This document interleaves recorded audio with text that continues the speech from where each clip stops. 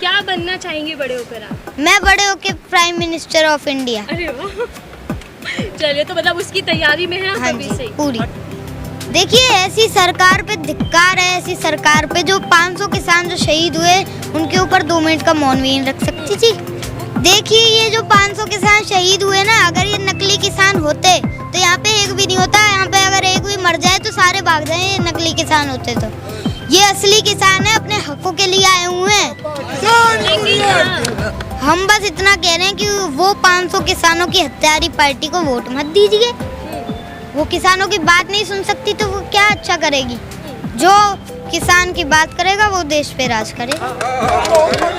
बात अच्छी है। पर अगर उन्होंने ये कानून वापस कर दी और एमएसपी की गारंटी दे दी तो फिर उनकी बेइज्जती हो जाएगी। पर मैं इतना कह दूं आपको, नरेंद्र मोदी और बीजेपी पूरी पार्टी, कि भाई तुम हमारी वोट की वजह से यहाँ पे हो, हम वोट नहीं देते तुम कुछ नहीं होते। लोकतंत्र है ये, लोकतंत्र का फिर कोई फायदा नहीं, ठीक है। इसलिए हमारी बात सुनो और अपनी जिद छोड़ो। अगर तुम पे किसी बड़े उद्योगपति का प्रेशर है तो पूरे हमें बताओ, पूरा देश तुम्हारे साथ है। अंधभक्त ये होते हैं कि जो अंधे हो जाते हैं, बस वो अंधे हो चुके हैं, उनको कुछ नहीं दिख रहा, बस मोदी मोदी मोदी मोदी कहते हैं। भाई मैंने अंधभक्तों की सुनी भाई, वो कहते हैं अगर ये 500 में भी तेल बेचेगा फिर भी मोदी जी आएंगे। अब जो भी लोग देख रहे हैं आप बताओ खरीदोगे 500 में? वो लोग कह रहे हैं कि खरीद लेंगे क्योंकि ये देश हित में, देश हाँ। तरक्की कर रहा है। देश तरक्की कर रहा है, अगर ऐसे होगा तो देश तो ऐसे होगा कि ऐसे भैया इतना महंगा मिलता है, ये तो घटिया देश है। फिर हमारा जो देश का जो नंबर है वो घटिया देशों के नंबरों में आ जाएगा। अभी हमारा जो अच्छे देशों के नाम में है, जो हमारा देश, जो हमारा इंडिया, वो दूसरे गंदे देशों में चला जाएगा। अभी हमें गर्व होता है, इंडिया इज माई कंट्री, मेरा कंट्री है इंडिया, तो फिर हमें गर्व नहीं हुआ करेगा। फिर कहेंगे इन्होंने तो बेच दिया। ये सब कुछ प्राइवेट कर देंगे। अब जो सरकार लाएंगे, हम कोई भी ला सकते हैं। मैं नहीं कहता अब कांग्रेस लाओ, वो लाओ, अखिलेश यादव की पार्टी लाओ, मैं नहीं कहता। किसानों के हाथ में फैसला, बस बीजेपी को वोट नहीं देना।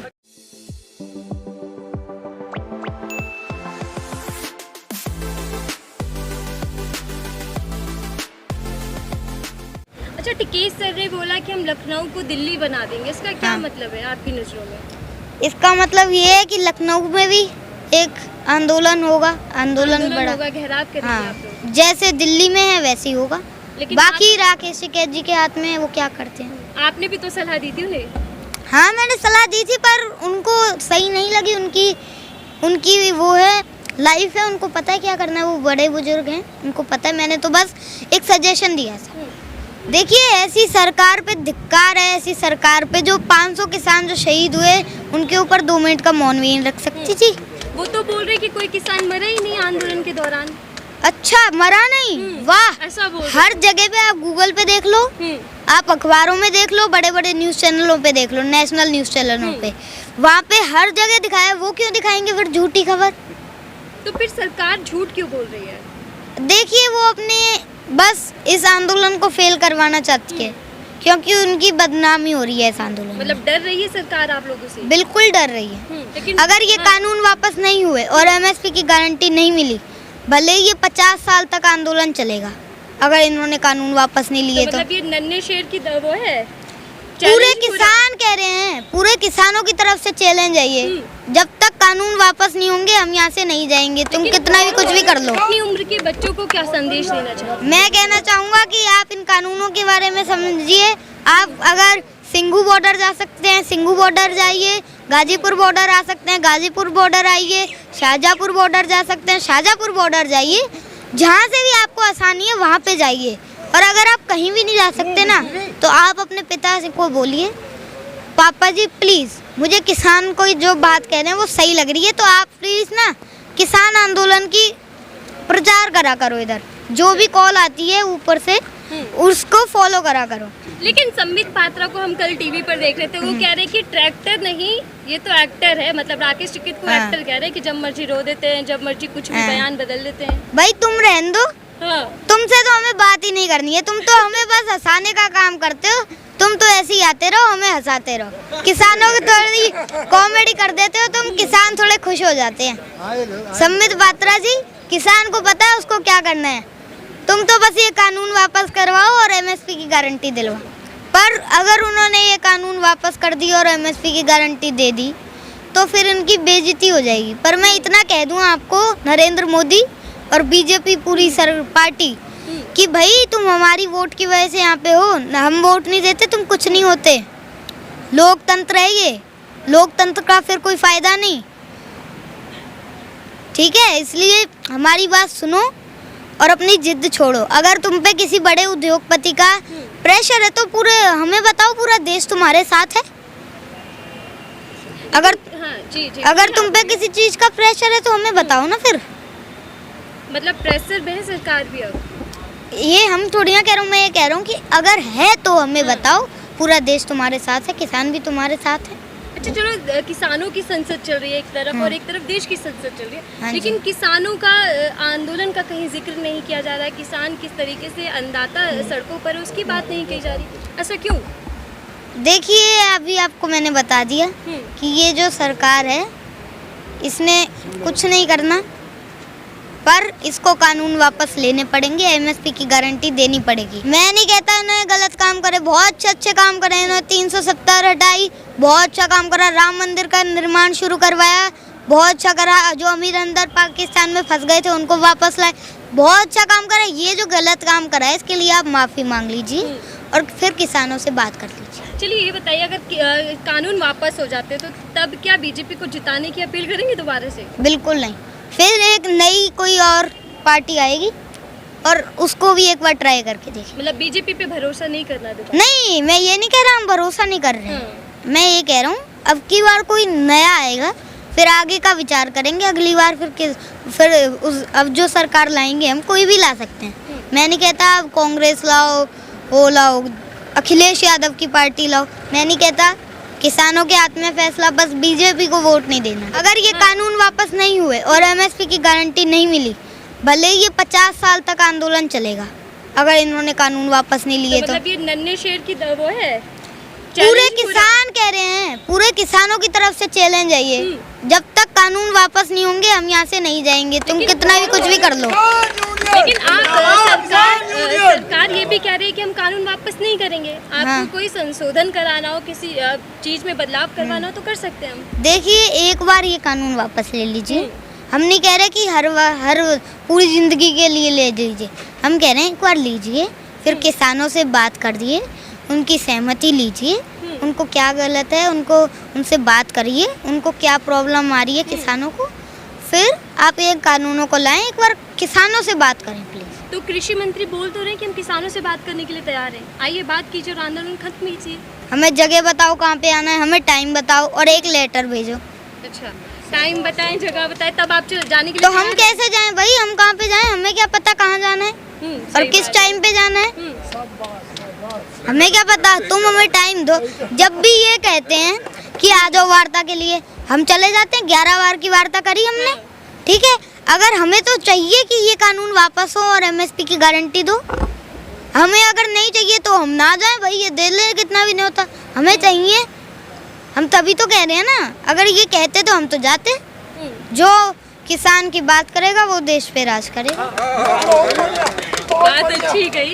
चलिए ये बताइए कि आप राजनीति की भी काफ़ी समझ रख रहे हैं और आंदोलन की भी रख रहे हैं, ये कहाँ से सीखा, किसने आपको ट्रेन किया? देखिए, जो माता पिता की शरण होती है ना, जो संस्कार दिए होते हैं माता पिता ने, उससे आता है बच्चे के अंदर। तो मेरे माता पिता की शरण अच्छी रही, मैं बुजुर्गों के साथ रहा हूँ, अपनी दादी के साथ रहा, अपनी नानी के साथ रहा, इन लोगों के साथ रहा हूँ, इनसे मुझे ज्ञान मिलता है। बड़े बुजुर्गों के साथ रहता हूँ, इनसे मुझे ज्ञान मिला। मोदी जी अगर आपके सामने आ जाए तो क्या बोलेंगे? मैं बोलूँगा भाई आप भी एक गरीब रहे थे, आपकी माँ इतनी वो संघर्ष करती थी, आपके लिए खाना पीना वो करती थी, इतनी मेहनत। तो देखिए, आप गरीब का जानते हो दुख, और ये सारे भी एक गरीब हैं। तो इसलिए आपको प्लीज़ ये कानून वापस लेने चाहिए और एमएसपी की गारंटी देनी चाहिए। अगर ये कानून हो जाएंगे लागू तो इसमें दुनिया का जो लोग हैं उनका भी, आम आदमी है उसको भी नुकसान होगा। कैसे नुकसान होगा? ये देखिए, जो मैं आपको कानून बताता हाँ, हूँ उसमें बताइए। आपको बताऊंगा। जी। देखिए, जो सबसे पहला कानून है वो है मंडी को लेकर, जो दूसरा कानून है वो स्टोरेज का, जी। और जो तीसरा कानून है वो कॉन्ट्रैक्ट फार्मिंग को लेकर। अब सबसे पहला कानून बता रहा हूँ मैं, और सारे कानून बताऊंगा, बीच ठीक में है। टोकिएगा मत। हाँ बिल्कुल। ठीक है। अब देखिए, जो सबसे पहला कानून है वो मंडी को लेकर है। तो इसमें देखिए, इन्होंने कहा है कि ऑल ओवर इंडिया में आप कहीं भी अपनी फसल बेच सकते हो जहाँ पे आपको सही रेट मिले।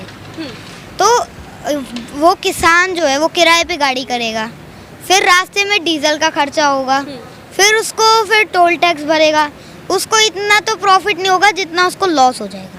इसलिए ये कानून गलत है। इसलिए चाहिए कि जो पास की मंडी है उसको मजबूत करें, जिससे किसान चिंतित ना रहे और एमएसपी की गारंटी दे। अब दूसरा कानून बताता हूँ मैं आपको। दूसरा कानून है स्टोरेज को लेकर।